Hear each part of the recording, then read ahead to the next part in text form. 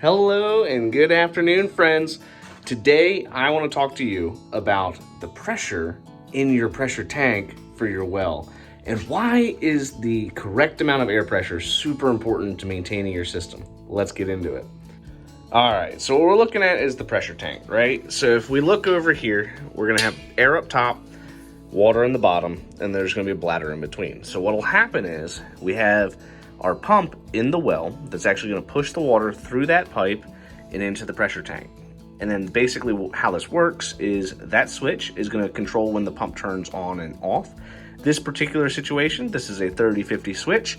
So what that means is when the air pressure in here pushes the water down to 30 psi, that switch will actually engage, turning the pump on, and then the pump will push the water into the house, which will then compress the air inside of here until it gets to 50 psi, and then it will turn off. So it'll constantly go up or down, depending on the pressure. Now, this is a system that basically will run on its own, but it does have an expected lifespan. So usually for these tanks, you'll see them go anywhere from 7 to 10 years, sometimes 15, depending on the brand, right? So we have our water line in. That's all plastic piping. It's not going to do nothing, so it's all PVC. Should be fine, right? And then it goes into our brass T-fitting. So right here we can see a little bit of corrosion on that piping. It's just going to show us that we have some fairly acidic water. And then in here, the bladder is actually the part that breaks for this tank, right? Sometimes you'll have it where the connection points will get bad and corrode and start dripping, or maybe up top this little fella decides to get hit by something and that starts to break. But this is usually the most expensive part, right? And you want to make this last as long as you can. So through the normal course of operation, you're going to see that this will actually lose 1 to 2 psi of air every single year that you have it, right? So kind of like with an air filter for your furnace, you want to make sure you check this every now and again, or even when you're draining the water in your water heater to get rid of all the calcium and sediment buildup, you should do the same thing for this one, right? So if you have a 30-50 switch, it's very important to make sure that you have the pressure in here at 28 psi. Now, how do you check the pressure? So there's 2 ways to do it. First, easiest way is to take that gray cover off, and if you take that off, you'll look inside and there'll actually be a sticker that'll tell you it's 30-50, so it'll be 30 up top, 50 on the bottom, or it'll be 40 and 60, same orientation. But as you can see here, we can't get that lid off because somebody put the piping over top. So how else do you do it? You check the pressure inside of the pipe. So the way that you can do this is you hook a hose up to the spigot, open it up, get it to turn on, close the spigot as soon as you hear the water click on, or the pump click on, and then you'll be able to see where does it end, right? If that gauge doesn't work, the next thing you do is you look at that Schrader valve up top. So 2 ways to do it.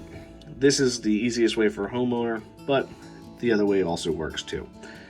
So we now know what our pressure setting is. So we have a 30-50 switch, so we need to have 28 psi of air inside of the tank. If you have a different switch setting, it's very important to make sure that it's always 2 psi below whatever the cut on is. So if it's a 30-50 switch, 28 psi. If it's a 40-60 switch, 38 psi. If it's a 20-40 switch, 18 psi. Very simple. So let's just say that it's been 4 years and you haven't done anything. How do you check the air pressure? First thing you're going to do is you're going to hook a hose up to the spigot right down here and run that outside to a sump pump or some kind of basin to get rid of it. Next, we're going to turn off the water to the house and we're going to turn the power to the well pump off. At that point, you're going to open up the hose bib, drain everything out, and then take this right here off. This is just going to be a Schrader valve, just like you'd see on a bicycle tire or a car tire. You just take an air pressure gauge and you put it on there, and that'll tell you how full the tank is. Let's just say, for example, that we did this particular property and we saw that the tank only has 15 psi. Well, we don't have to panic, right? We can fix that. So all we're going to do is leave it drained and we're going to get an air compressor and we're going to hook it right up to there. A bicycle pump will work too, no big deal. And remember, our magic number is 28. So we have a 30-50 switch. If we notice that it's less than that, all you do is drain the system, fill this up. Very important to make sure that while you're doing it, you're draining the system. If you have water in here, you're going to put the wrong amount of air and that can cause some problems. So if, for example, we have the air get too low, now we gotta start to think, what can possibly happen?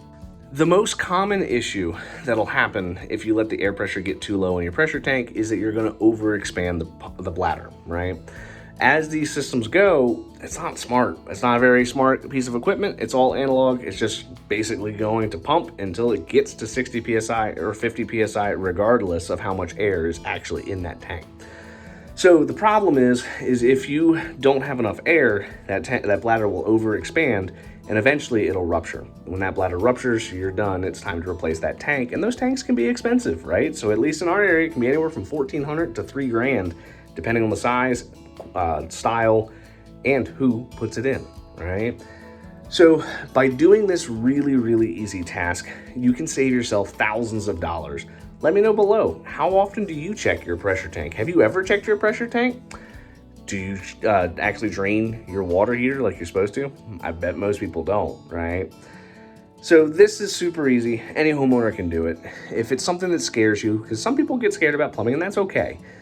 This is a really easy entry into doing some of your own DIY home repairs as a homeowner. I hope that this was helpful, at least explaining a little bit of why and how the system works, but it's super important. Make sure you check it. Let's just say that you don't do anything and you don't fill it back up. How you'll know that the bladder's gone? Two ways. First, easiest way is you'll have a short cycle. So let's just say that, unfortunately, this room's not very helpful because it's basically a bedroom. But if we were in here and we were sitting on the couch or sleeping on the bed and we heard the pressure switch cycling very, very quickly every time while somebody was running water, and by quickly, I mean sub 30 seconds, right? That would be a good indication that the bladder's not really doing what it's supposed to do.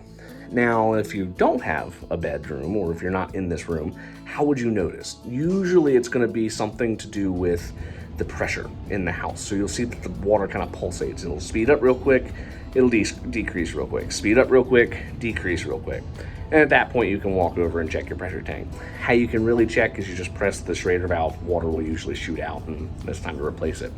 If you don't do anything about it, the problem with a blown pressure tank bladder is that you're gonna overwork the pump, and then that pump will eventually fail on you, and then now you have to replace the pressure tank and the pump, and that's just expensive, right? I hope you found this useful. I hope you found this informative. If you enjoy content like this, I have videos posted every day on the world of well and septic. Hit that like button, hit subscribe, and until next time, guys.